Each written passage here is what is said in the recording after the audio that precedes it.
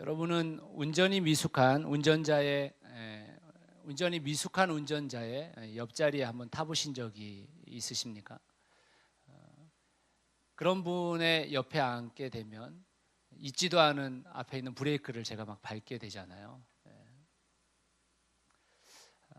만약 여러분들이 그런 운전자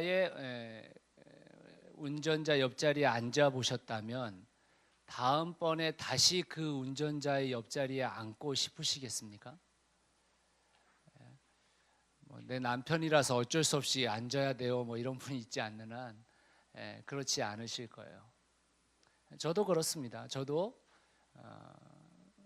새누리 2교에 있었을 때 처음 운전면허를 받고 교회에 부임한 전도사님이 계셨어요. 근데 그 전도사님이 운전을 당신이 하시겠다고 하셔서 잘됐다, 장거리 운전인데 해라. 그래서 시켰는데 정말 가면서 브레이크를 수십 번 제가 밟았습니다. 너무 놀래가지고. 그래서 고속도로에 차를 옆에 세우게 해서 제가 대신 운전을 한 적이 있습니다.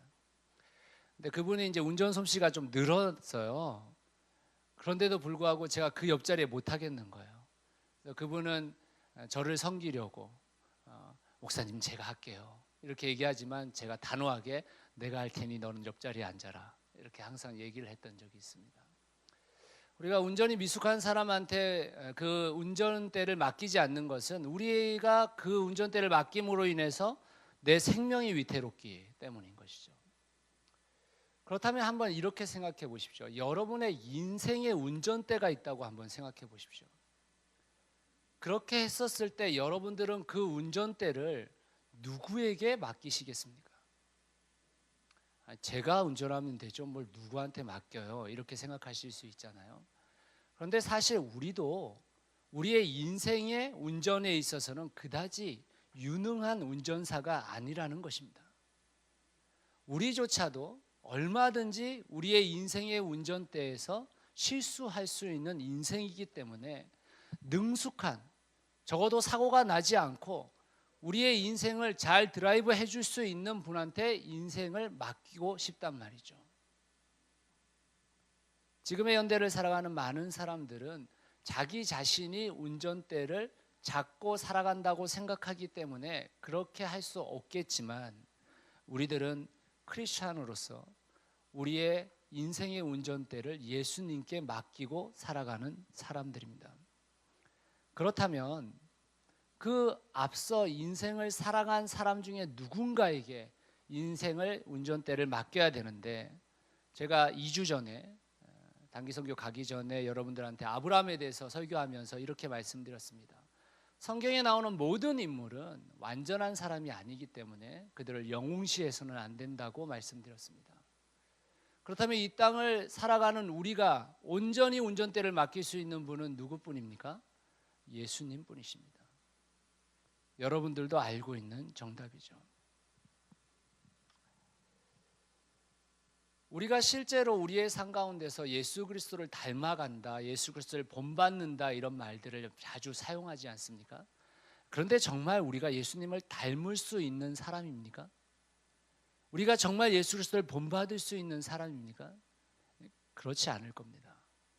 성경에 보면 예수님께서 이 세상에서 여자에게서 난 자 중에 가장 큰 자가 누구라고 했습니까? 침례 요한이라고 했죠. 근데 그 침례 요한이 예수님을 만났을 때 뭐라고 얘기합니까? 내가 당신의 신들매 매기도 힘들다 이렇게 얘기했어요. 우리가 사실 예수님의 발자취를 쫓아간다, 예수님을 닮는다 이런 말들은 실제로 해당되지 않는 말입니다. 우리는 그렇게 할 수 없는 존재예요. 우리의 의지나 우리의 생각으로 그것이 가능한가? 그렇지 않습니다. 오직 예수 그리스도의 영이신 성령님께서 우리 안에서 드라이브 해주시기 때문에 그게 어느 정도 가능해 보이는 것이지 사실은 가능하지 않은 일이라는 것입니다. 그러므로 우리의 인생의 운전대를 예수 그리스도에게 맡겨야 되는데 그렇다면 예수 그리스도의 그 인생이 어떠하기에 우리가 그분께 우리의 인생 운전대를 맡길 수 있을까요? 저는 오늘 예수님께서 이 땅을 살아가시면서 당신이 순종하신 그 모습을 통해서 우리가 우리의 인생에서 점검해야 될 부분들이 무엇인지를 좀 살펴보려고 하고 있습니다. 예수 그리스도의 순종을 통해 우리가 순종의 시작에서 점검해야 할 것이 있는데, 그것은 무엇이냐면 바로 순종의 동기입니다. 왜 순종하려고 하는가? 무엇을 위한 순종인가?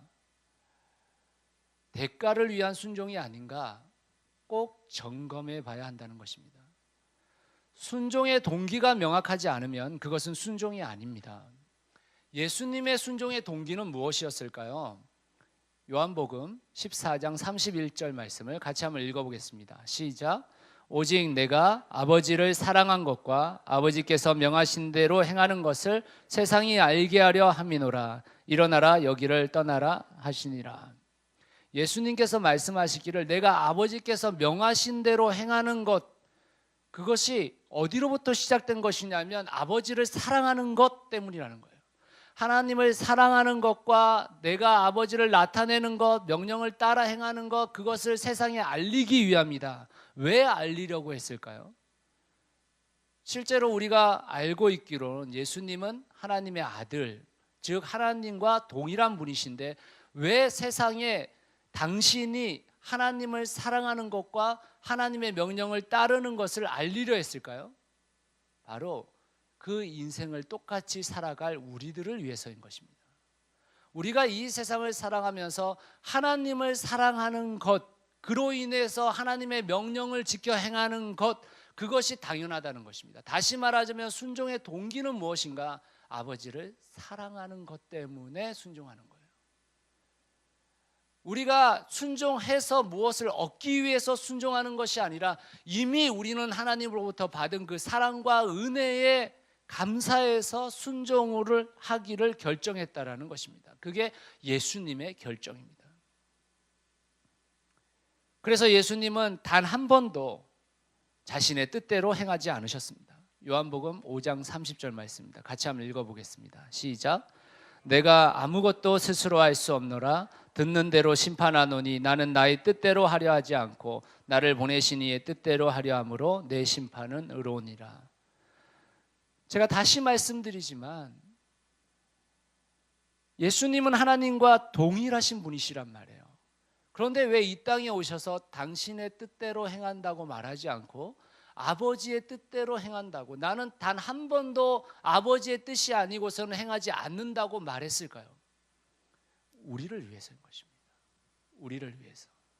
이 땅을 살아갈 우리를 위해서 우리가 어떻게 해야 하는 것이냐?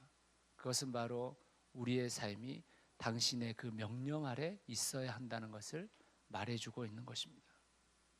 우리가 드리는 순종 역시 반드시 하나님의 사랑과 은혜에 대한 반응이어야 합니다.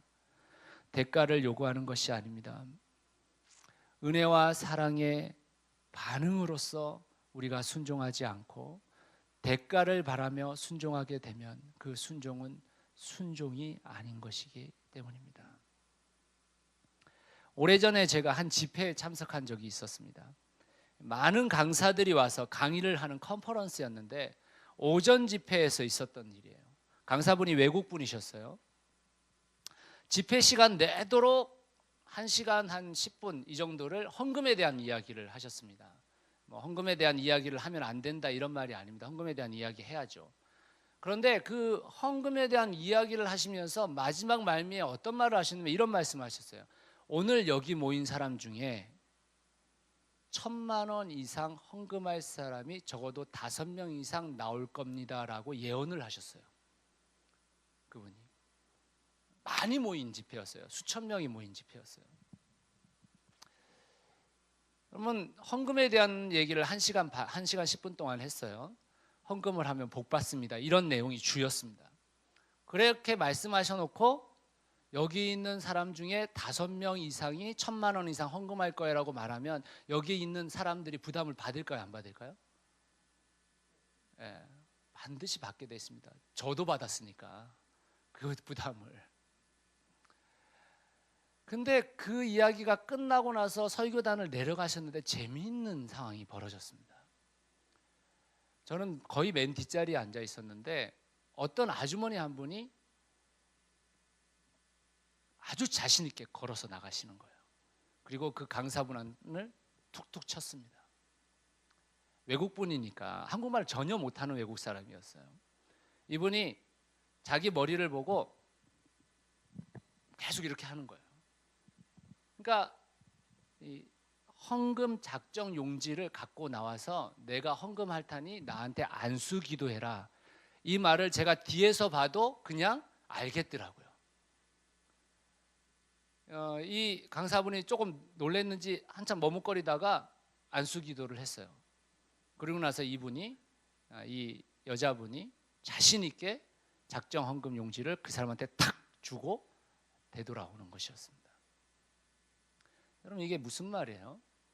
지금 내가 작정 헌금 한 것에 대해서 안수 기도를 하고 내가 복 받게 해라, 이 말이잖아요. 지금 대가를 요구한 거거든요. 대가를. 여러분, 우리의 순종이 대가를 요구하는 신앙인으로 계속 발전하고 있다는 거 혹시 아십니까? 한국 기독교가 계속 우리의 순종을 대가를 요구하고 그 대가를 체험받음으로 인해서 순종하는 것처럼 요구받고 있는 곳으로 가고 있습니다.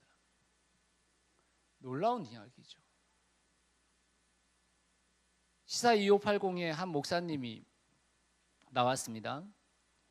시사 2580에 나왔으면 좋은 일로 나오진 않았겠죠, 그죠? 성추문으로 인해서 그분이 교회를 떠나게 됐는데 그러고 나서 새 교회를 개척하셨어요. 근데 이제 그분한테 뭐라고 물었냐면, 그 성추행에 대한 문제는 제가 잘 이렇다 저렇다 말할 수 있는 상황이 아닌데 제가 직접 들은 거, 그 시사 2580에서 이렇게 질문했습니다. 교회를 떠나면서 전별금 13억을 받으셨는데 그 13억이 정당하십니까? 라고 물었어요. 근데 이분이 뭐라고 대답을 했냐면 이렇게 대답했습니다. 내가 한 일에 비해서 13억은 적으면 적었지 전혀 많지 않은 금액입니다 라고 직접 말씀했어요. 그럼 너무 이상한 일 아닙니까? 물론 그분이 그 교회에 부임할 때 100명 미만의 교회였다가 10,000명 이상의 교회가 된 것은 사실입니다. 그런데 그게 누구 때문입니까? 그게 자기 때문입니까? 잘 생각해 보셔야 됩니다. 우리는 지금 우리가 순종하고 있는 것에 대한 대가를 요구하고 있다는 것입니다. 하나님께. 이미 하나님께서 우리를 구원해 주셨음에도 불구하고 그 대가를 요구하는 신앙을 살아가고 있다는 것입니다. 예수 그리스도께서 이 땅을 사시면서 그 순종의 동기 속에서 절대 대가에 대한 부분들을 거론하지 않으셨습니다. 그분은 이 땅에 하나님을 사랑하는 그 마음 때문에 순종하셨습니다. 사랑하는 성도 여러분, 우리가 하나님 앞에 순종하는 것은 대가를 위해서가 아닙니다. 그 동기가 불순하면 그 순종은 순종이 아니라 눈속임입니다. 사랑하는 새누리 상교의 모든 식구들이 하나님의 사랑과 은혜에 흠뻑 젖어서 순종할 수 있게 되기를 간절히 소원합니다. 그것을 점검해야 합니다. 두 번째로 예수 그리스도의 순종을 통해 우리의 순종의 과정에서 점검해야 할 것은 무엇인가? 순종이 시작되었습니다. 동기가 훌륭했어요.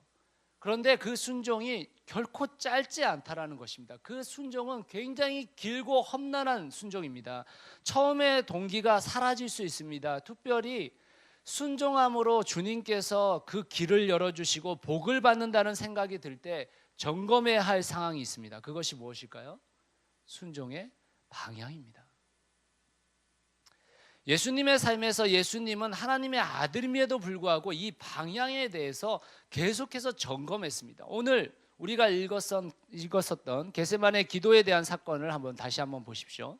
마태복음 26장 36절 말씀 같이 한번 읽어보겠습니다. 시작.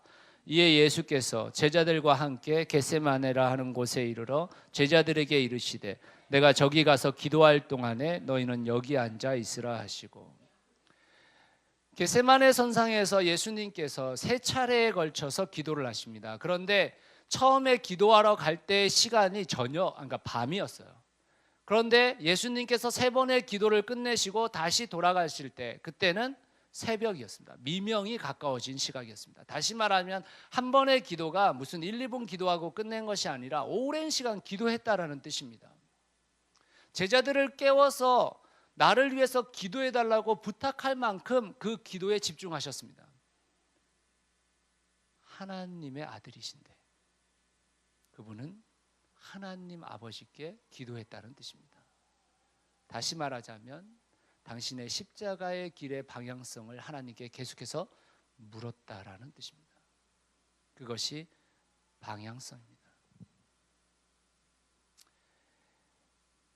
순종의 과정을 통과하고 있는 우리들이 반드시 점검해야 할 것이 방향인데요. 방향은 매일 점검해야 하는 것입니다. 매일 말씀을 읽고 매일 기도하고 그것이 신앙의 삶이자 순종의 삶입니다. 왜냐하면 예수 그리스도조차도 그렇게 하셨기 때문입니다. 마태복음 26장 39절 말씀을 한번 읽어보면 같이 한번 읽어보겠습니다. 시작. 조금 나아가사 얼굴을 땅에 대시고 엎드려 기도하여 이르시되 내 아버지여 만일 할만하시거든 이 잔을 내게서 지나가게 하옵소서. 그러나 나의 원대로 마시옵고 아버지의 원대로 하옵소서 하시고, 예수님조차도 십자가의 길을 두려워하셨습니다. 십자가의 길을 어려워하셨어요. 그래서 그 잔을 내게 옮겨달라고 말씀하셨습니다. 그런데 예수님께서는 항상 말씀하시기를 내 원대로가 아니라 하나님 아버지의 원대로 되기를 원한다고 말씀하셨다는 거예요. 그게 방향성입니다. 여러분 나침판을 보신 적이 있으실 겁니다. 그렇죠? 요즘 현대 나침판들이 이렇게 나옵니다. 아주 멋있죠. 예전에 제가 중고등부 학생들 맡았었을 때 아주 오래전입니다. 뭐 한 20년 전 이럴 때인데 그럴 때는 제가 아이들의 생일이 되면 나침판을 사줬어요. 뭐 의미가 뭐 그다지 그들에게 있지는 않지만 제 딴의 의미가 있어서 사줬었는데 요즘은 나침판이 엄청 비쌉니다. 정말 비싸더라고요. 좋은 것들은. 이렇게 공장에서 찍어내기 때문에 눈금이 전혀 틀릴 리가 없습니다. 나침판대로 가면 자기가 원하는 방향대로 가게 돼 있는 것입니다. 그런데 과거에는 어땠을까요? 과거에는 이렇게 나침판의 모든 눈금을 손으로 제작해야 했습니다. 그러면 나침판 선상 안에서는 그 눈금이 아주 미세한 차이가 나지만 그 방향을 따라 가면 갈수록 어떻게 되겠습니까? 그 방향과는 거리가 멀어지게 됩니다. 사랑하는 여러분, 우리가 매일마다 그 방향을 점검하지 않으면 우리가 굉장히 잘 가는 것 같지만 실제로는 그 방향이 어긋날 가능성이 굉장히 높습니다. 우리가 왜 매일마다 성경을 읽습니까?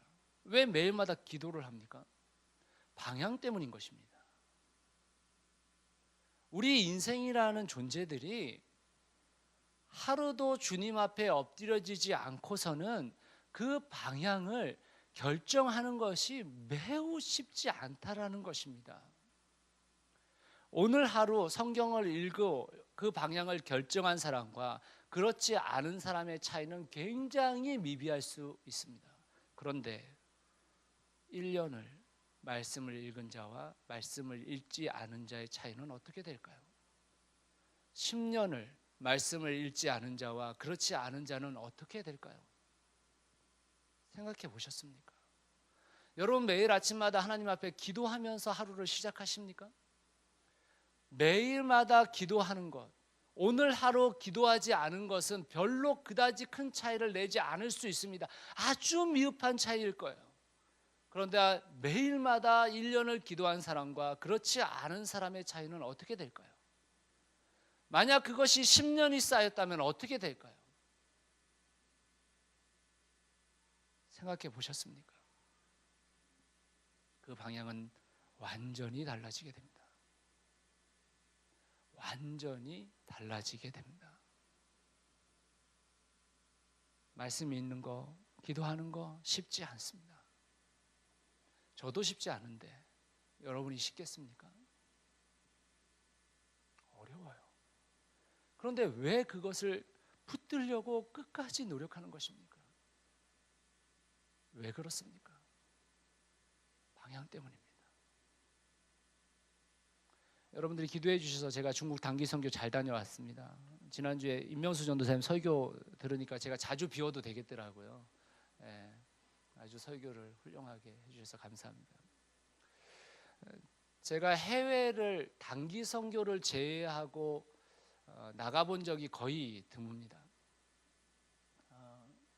이제 대학 다닐 때, 아주 어릴 때, 그때 이제 여행을 다녔던 거 외에는 아주 해외를 나가본 게 한 번 정도 있을까 말까 한 것 같습니다. 제가 해마다 지금 단기 선교를 매 가잖아요. 개척을 하고 나서도 지금 한 번도 빠지지 않고 제가 지금 계속 가고 있는데, 제가 단기 선교를 가는 이유가 여러 가지가 있습니다. 그 중에 한 가지는 무엇이냐면 나를 위해서 가는 것입니다. 제가 한국 땅에서 제 나이 또래에 있는 사람들과 비교해 볼 때 그다지 풍족한 삶을 사는 것은 아니지만, 그럼에도 불구하고 단기 선교를 가보면 정말 열악한 환경 속에서 살아가는 수많은 사람들을 보게 된다는 것이죠. 그래서 다시 제 삶으로 돌아와 보면 내가 얼마나 많은 것을 누리고 있는지를 알게 되어집니다. 그리고 적어도 이 한 해를 시작하면서 하나님께서 내게 베풀어 주신 것에 대해서 감사하며 시작해야 된다라는 생각 때문에 1월에 2월에 둘 중 한 주 꼭 내서 단기 선교를 가고 있는 겁니다. 여러분들이 여러분들의 방향을 점검할 장치를 마련하지 않으시면 점검되어지지 않습니다. 우리 대부분은요, 우리 자신을 신뢰하며 살아가요. 다른 사람들한테는 굉장히 잣대가 정말 심한데 개인에게는 관대하거든요. 장치를 마련해 놓지 않으면 정말 방향이 틀어질 가능성이 높습니다. 어제 토요일 날 우리 연탄봉사 청년들 중심으로 갔습니다. 아이들 3명이 따라갔습니다. 우리 교회 밴드에 우리 교회에 계셨던 우리 성도님께서 걱정하셔서 아이들을 데려가면 안 된다라고 말씀해 주셨어요. 아이들을 데려가면 사실 연탄 나르는데 방해밖에 안 되거든요. 그다지 힘도 안 돼요. 또 어린 아이들이기 때문에 3.6kg의 이 연탄을 들어 날리는 게 쉬운 문제가 아닙니다. 그런데도 불구하고 어제 아이들 3명이 따라갔습니다. 제 아들도 따라갔는데요. 초등학교 3학년입니다. 이제. 근데 그 아이가 제 앞에서 계속해서 도와주는 거예요. 그 도움이 도움입니까? 방해입니까? 솔직히 얘기하면 일의 능률로 따지자면 방해예요. 그렇지 않겠습니까? 방해죠. 내가 하는 게 훨씬 빠르지. 걔가 나를 힘들어요. 제 이 감정을 추스리면서 그 일을 하는 것도 되게 힘든 일입니다. 그런데 왜 아이를 데려갑니까? 우리 정철주 형제님 아이 둘을 데리고 오셨는데 그 추위에 벌벌벌 떨었어요. 사실 어제 추웠잖아요. 왜 데려갑니까? 여러분, 어른이 돼서 단기 선교를 못 가는 이유가 무엇인 줄 아십니까? 두려워서 못 가세요. 두려워서. 제가 지금도 단기 선교 갈 때 하나도 두렵지 않고 갈 수 있는 이유는 제가 단기 선교를 한 40번 이상 갔다 왔기 때문입니다. 우리 팀원들한테 참 미안한데 제가 팀원들한테 항상 얘기해요. 야, 내가 이 한국에서는 너무 바쁘니까 준비는 대충 하자. 니들이 알아서 해라. 가서 열심히 할게. 제가 이렇게 얘기해요. 팀원들한테. 이번에도 그렇게 얘기했습니다. 우리 김혜인 자매 그렇죠? 근데 왜 단기 선교를 가는 게 두렵지 않냐면 자주 갔기 때문인 것입니다. 왜 일반 그리스도인들이 이 땅에 같이 살아가는 가난한 자들과 호흡하는 것을 어려워하는지 아십니까? 같이 호흡해 본 적이 별로 없기 때문인 거예요. 어릴 때부터 호흡해 봐야 됩니다. 어릴 때부터 그런 환경을 보고 그런 환경 속에서 어떻게 누구를 도와야 되는지 알아야 되는 것이죠. 그래서 데려가는 것입니다. 장치입니다. 장치. 우리 자신을 점검하기 위한 장치라고요. 사랑하는 성도 여러분, 우리의 순종의 과정에서 그 방향을 매일 점검해야 합니다. 그것이 바로 우리 그리스도인들이 우리 자신이 하나님의 영이시고 예수님의 영이신 성령님이 우리 안에 살아계심을 믿는 증거의 행동인 거예요. 우리가 우리 안에 살아계시는 성령님이 계시다는 것을 우리의 믿음의 삶으로 어떻게 보여줄 수 있는가? 매일마다 그 방향을 점검하는 우리의 삶의 태도로서 보여줄 수 있는 것입니다. 그래야 순종의 삶을 살아갈 수 있습니다.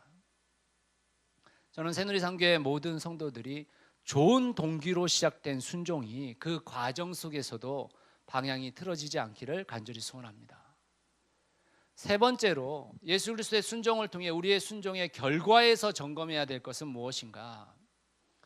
바른 순종의 동기를 가지고 시작했습니다. 또 인생이 하나님 앞에 날마다 물으면서 그 길을 가게 되어집니다. 그러면 결과물이 나오죠. 그 결과물이 나올 때 그 순종의 마지막에 점검해야 될 게 무엇인가? 그것은 바로 순종의 영광입니다. 순종의 시작과 과정이 예수 그리스도를 닮아 오랜 시간 그렇게 지탱해 오던 사람들도 그 마지막 과정에서 주저앉는 사람들이 많이 있습니다. 이 땅에 훌륭한 그리스도인으로 살았던 사람일지라도 그 마지막이 영예롭지 않은 것은 바로 영광의 자리를 자기가 차지하려고 하기 때문이에요. 그 영광 때문입니다. 영광은 하나님의 것입니다. 영광은 그 누구도 도둑질할 수 없어요. 영광을 가지려고 하지만 절대 가질 수 없습니다. 그건 그냥 하나님의 것이에요. 그런데 인생은 늘 영광을 노리고 영광을 차지하려고 합니다. 예수님은 이 땅을 살아가면서 하나님의 영광을 가르치지 않도록 자주 그 영광의 자리를 하나님 앞에 돌려드렸습니다. 요한복음 12장 28절 말씀입니다. 같이 한번 읽겠습니다. 시작. 아버지여, 아버지의 이름을 영광스럽게 하옵소서 하시니 이에 하늘에서 소리가 나서 이르되 내가 이미 영광스럽게 하였고 또다시 영광스럽게 하리라 하시니. 아버지여, 예수님께서 하나님한테 아버지여, 당신의 이름이 영광스럽게 되기를 원합니다 라고 말한 거예요. 그러니까 하늘에서 아버지인 하나님께서 예수님에게 말씀하시기를 내가 이미 너로부터 영광을 받았고 그리고 앞으로도 또 너로부터 영광을 받게 될 것이다 라고 말씀해 주고 있는 것입니다. 영광은 오직 하나님께. 우리가 어떤 일을 당할 때 우리의 입 바른 소리로 오직 하나님께 영광입니다, 이런 게 하나님께 영광을 돌리는 게 아닙니다.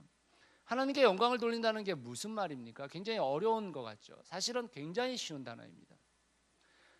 사실 하나님은 우리가 영광을 바치지 않아도 그냥 영광스러운 분이에요. 그렇죠?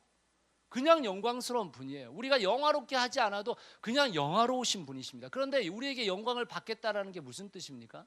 하나님께서 우리에게 영광을 빚비쳐 주셨다라는 것입니다. 그러면 그 영광을 가지고 남에게 빚을 반사하는 게 영광이라는 뜻이에요. 하나님께서 내게 빚을 비춰주셨는데 그 빚이 나로 하여금 다른 사람에게 반사돼서 그 하나님의 영광이 나타나는 게 영광스럽게 하는 것이거든요. 예를 들면 이런 것입니다. 남편과 아내가 있는데 남편이 이렇게 고백하는 거죠. 와우, 하나님께서 나를 사랑하시는 것이 정말 내가 얼마나 사랑하는 것이 잘 몰랐는데 당신이 나를 사랑하는 것을 보면서 하나님의 사랑이 무엇인지 점점 더 알아가게 돼. 이런 고백이 있게 되는 거예요. 그게 영광스럽게 한다는 말입니다.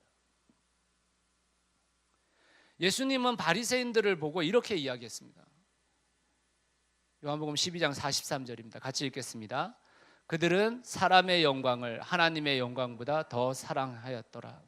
결국 순종의 결과로서 우리가 점검해야 되는 게 순종의 영광인데 사람들은 자신이 그 영광을 차지하려고 한다라는 것입니다. 미국의 대표적인 개혁주의 목회자 중에 존 파이퍼라는 분이 계십니다. 제가 그분의 책을 아주 좋아하는데 저희 교회 공동 서재에 존 파이퍼 목사님의 책이 많이 꽂혀 있습니다. 여러분 한번 읽어보십시오. 근데 그분이 어느 날 어떤 교회에 설교를 하러 가게 되었습니다. 그래서 설교를 한참 중이셨는데 누가 갑자기 쪼로로 나오더니만 종이 쪽지를 이렇게 탁 주고 가는 거예요. 매우 중요한 사항이 있나 보죠. 설교 중에 그랬으니까. 그런데 그 설교 도중에 그 종이 쪽지를 딱 펼쳐보시더니만 갑자기 에이멘! 할렐루야! 이렇게 외치시는 거예요. 그 종이 쪽지에 뭐가 적혀 있길래 그랬을까? 그분이 그러는 거 나서 뭐라고 얘기했냐면 제임스 패커 목사님이 드디어 하나님의 부르심을 받았습니다. 이렇게 외친 거예요. 그게 무슨 말이에요? 제임스 패커 목사님이 지금 죽었다는 얘기잖아요. 죽었다. 근데 아멘, 할렐루야 외치시는 거예요. 왜 그랬냐면 그 당시에 미국 사회에 교계에서 은퇴하신 목사님들이 하도 사고를 많이 쳐가지고 제발 한 분쯤은 제임스 패커 목사님만은 제발 사고 치지 말고 영광스럽게 하나님의 나라에 가셨으면 좋겠다 이렇게 생각하고 살았는데 그분이 사고 안 치고 지금 돌아가셨다는 거예요. 지금 그래서 아멘, 할렐루야 이렇게 외치셨다는 거예요.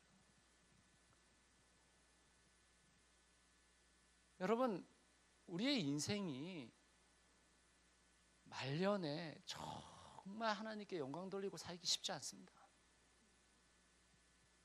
정말 어려운 얘기예요. 가끔 젊은 청년들이 어떤 집회에 다녀오면 어떤 목회자나 설교자를 존경하게 되었다면서 자신의 멘토로 삼고 싶다 이런 얘기들을 저한테 고백하는 경우가 있었습니다. 제가 청년부 담당에 있었을 때.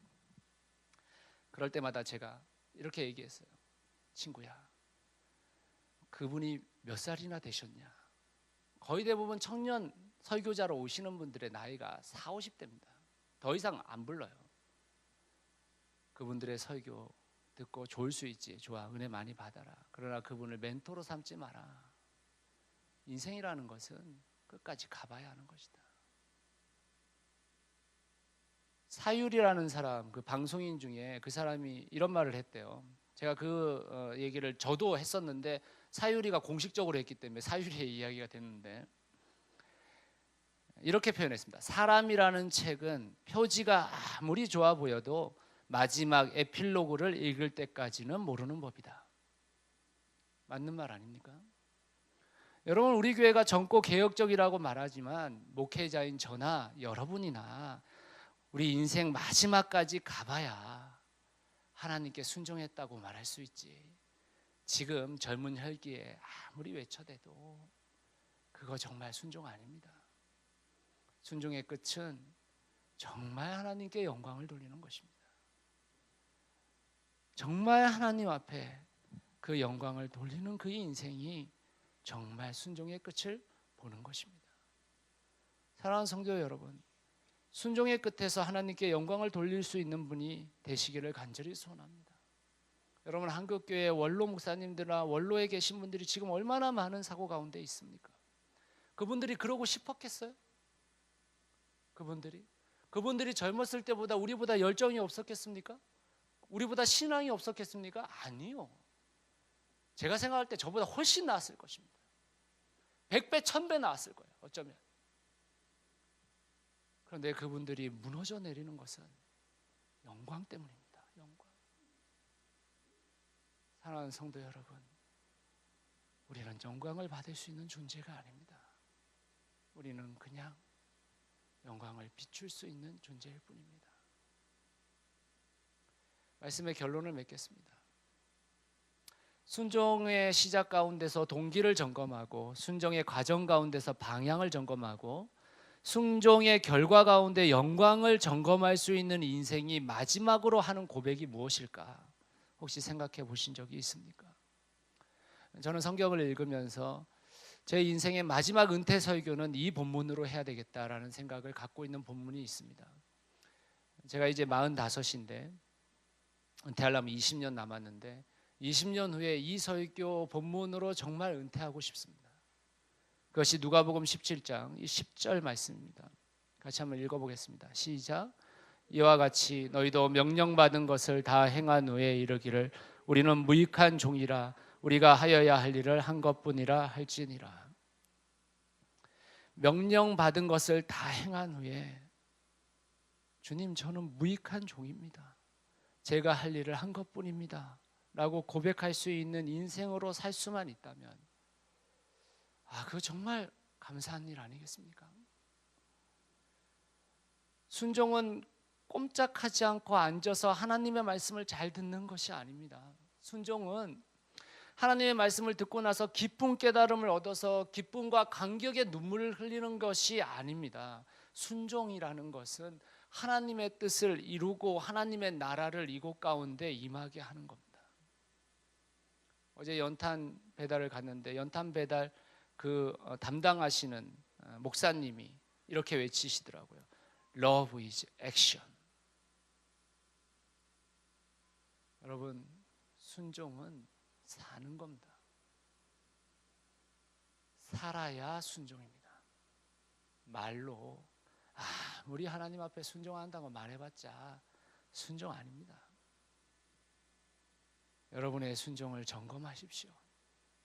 순종의 동기부터 순종의 방향까지, 그리고 여러분들의 인생 끝에 순종의 그 영광을 어떻게 하나님께 돌릴 것인지 지금부터 고민하셔야 합니다. 그래야 우리의 순종이 진짜 순종이 될 수 있습니다. 저는 새누리산교의 모든 공동체가 예수님을 따라 살아가면서 어느 날 누군가가 우리에게 그 교회는 정말 좋은 교회예요, 그 교회의 목사님은 정말 좋은 목사님이에요, 그 교회 성도들은 정말 훌륭한 성도들이에요 라고 말할 때, 아니요, 우리는 무익한 종일 뿐입니다.